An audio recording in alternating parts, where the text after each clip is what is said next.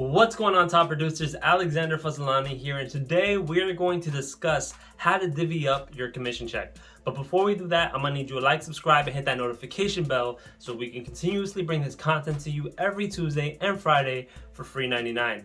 And as always, it's brought to you by Design for Agents. If you're looking to brand, market, or organize your business, you can learn more about that in the description below. But let's dive right in.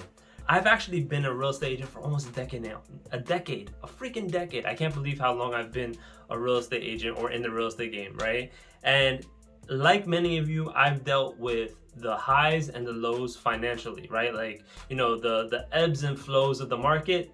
That's how my bank account was for a good amount of time.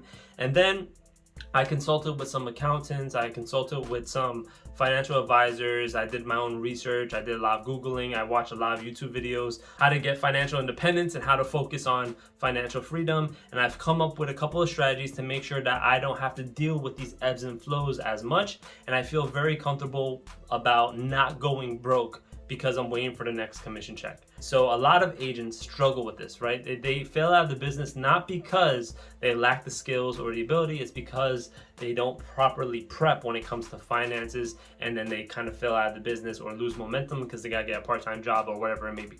And trust me, I've made all those mistakes myself. So the first thing that you're gonna wanna do is you're gonna wanna invest in yourself. So when you close a big deal or you close a deal, you're gonna wanna put at least 10 to 20% right back into investing, right? So whether it be investing in another business, a side hustle like we did with Design for Agents, or you're investing some in the stock market, which I have some stocks as well, investing into the crypto markets, whatever it may be, you're gonna want to invest in yourself. If it's not a huge commission check, obviously you should invest in maybe education, right? So education, books, things that are gonna help you sharpen your skills. So that's the first thing you're gonna wanna do, hands down. If your money is in the markets, it's going to start growing and compounding. So obviously that's what's gonna help you create that financial freedom. And remember, we got into this business because we want to be financially free, we wanna be financially set, and we wanna be wealthy.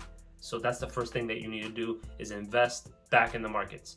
All right. The second thing that you're gonna wanna do is you're gonna wanna put some money aside for taxes. In my 4th year of real estate, I was making multiple six figures. I was in that 200,000 club, and I was spending my money fruitlessly, right? I was traveling, I was going, buying bottles at the club, but none of that was tax deductible, or I didn't know it was tax deductible, and I bought it on my personal cards and so on and so forth, and I wasn't really earning business from it. I was just having a lot of fun.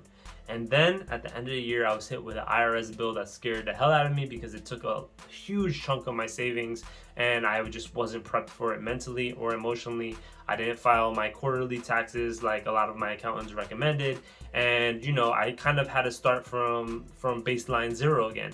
And it was a huge mistake for me, but I was able to climb out of it, and I promised myself I would never make that mistake again. So now what I do is I put 30% of all my commission checks into a savings account that I don't even touch or look at, and then I pay my taxes. If there's anything left over at the end of it, then I spend it on whatever I want, whether it be vacations or that new motorcycle or a snowboard or whatever it is, right? So that's kind of how I set myself up now, not with immediate gratification, but I do get my gratification later on, and I feel more secure about it. So I always put some money aside for Uncle Sam.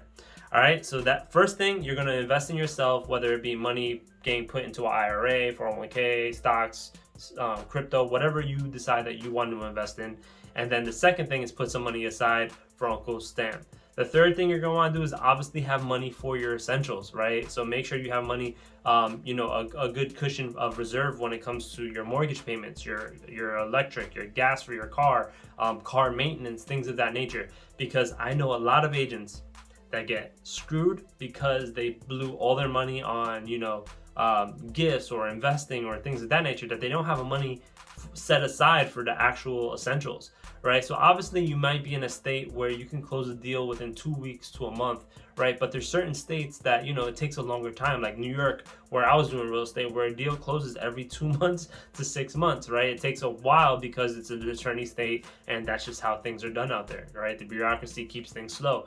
So obviously I like, me personally, to have at least 6 months in reserves when it comes to my bills, but you can get away with 3 months or 4 months, whatever it may be. But again, talk to your accountant and your financial advisor. They'll be able to, help you and push you in the right direction when it comes to that. All right. So the first thing is invest in yourself. The second thing is put money aside for taxes. Third is put money towards essentials, whether it be 50% of your check, 45% of the check, whatever it is that'll cover your baseline expenses, right? Then the fourth thing that you're going to want to do is put money aside for reinvesting back into your business, your real estate business, right? So a lot of agents get caught on this rat race, hamster wheel, you can say, right? And I've noticed this a lot with buyer's agents, right? Because they don't have to worry about lead generation. They just kind of like go out there and show buyers and close deals. But it's that 9-to-5 mindset that's going to keep you back, right? You should be making your job easier every time a deal closes. Let's say you're cold calling by hand right now and you're getting your leads just through research on Zillow, right? You might want to invest in a dialer like RedX, right? You might want to invest in some type of lead generation source that's going to get you for sale by owners, expireds, and save you a lot more time. So when you're investing in these tools and postcards and Zillow ads and Facebook ads, you're getting the leads now. Everything's coming to you, which is a positive thing. And if you want to continuously grow, that's what you're going to need to happen. You're going to need to get out there. You're going to need to brand yourself, market yourself, and that 15% to 25% is really going to help you out. Me personally, I'm more at that 25%. I highly recommend that not everybody go past 30% when it comes to reinvesting in your business, unless you have a really good amount of reserves in your bank account and you want to really turn things up a lot. So there you have it, guys. Those are 4 ways of divvying up your commission check to make sure that you stay consistent and secure in your business. If you have any questions, please let me know in the comments below. I'm an open book and happy to help. And again, this is brought to you by Design for Agents and E-commerce, geared to making sure you have what you need to succeed in your real estate business, whether it be marketing, branding, or organizing your business. You can learn more about that in the description below. And I'll see you guys in the next video. Adios. Peace.